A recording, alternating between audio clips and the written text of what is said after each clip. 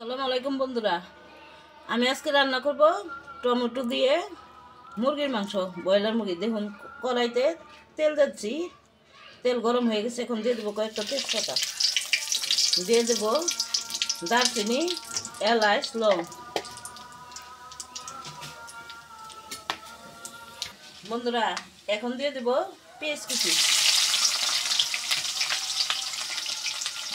আমি এখানে পেঁয়াজ বাটা অ্যাড করে দেবো, এই লোক পেঁয়াজ কুচিটা একটু কম দিলাম।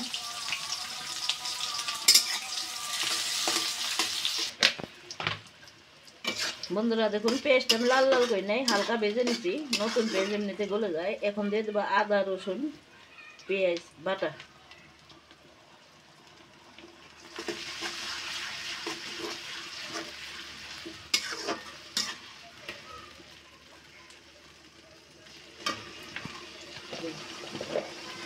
এখন আমি একে একে মশলা অ্যাড করে দেবো। দিয়ে দিলাম হলুদের গুঁড়া,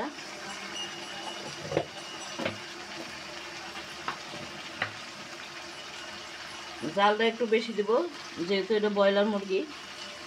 ব্রয়লার মুরগি একটু জাল বেশি না দিলে ভালো লাগে না। দিয়ে দেবো ধনিয়া গুঁড়া,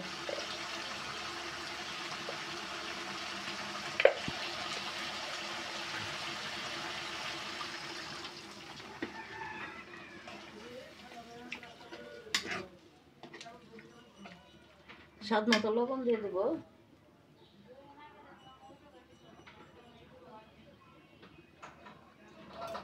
মুরগিটা 2 কেজি উপরে, এর জন্য আমি মশলা একটু বেশি দিয়ে দিলাম।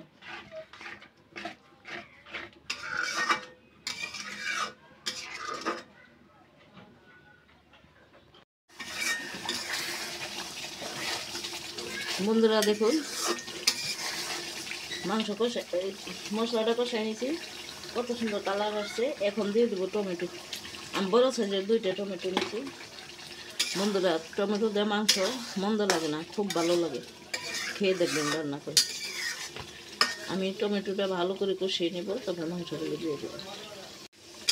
বন্ধুরা দেখুন টমেটো কষাই নিয়েছি, এখন মাংস অ্যাড করে দেবো।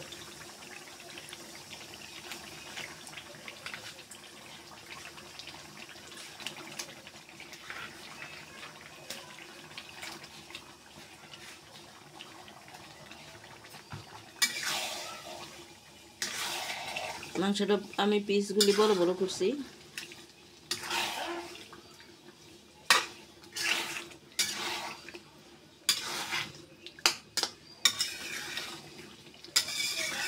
এখন আমি ডেকে রান্না করে নেব বেশ কিছুক্ষণ।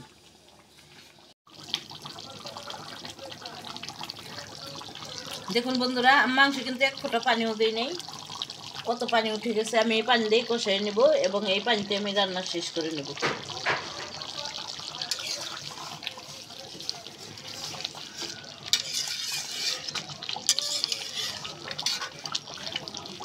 বন্ধুরা দেখুন টমেটো দিয়ে টক মাংস আমার হয়ে গেছে। এখন দিয়ে দেবো ভাজা জিরার গুঁড়ো।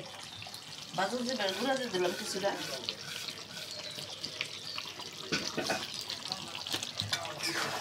বন্ধুরা এভাবে টমেটো দিয়ে মুরগির মাংস রান্না করে খাবেন, এটা খুব মজার তরকারি।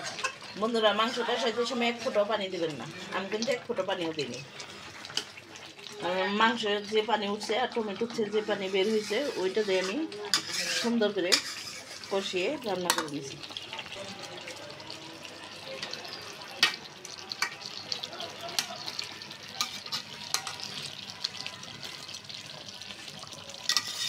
মাংস রান্না কমপ্লিট, নামিয়ে পরিবেশন করবো।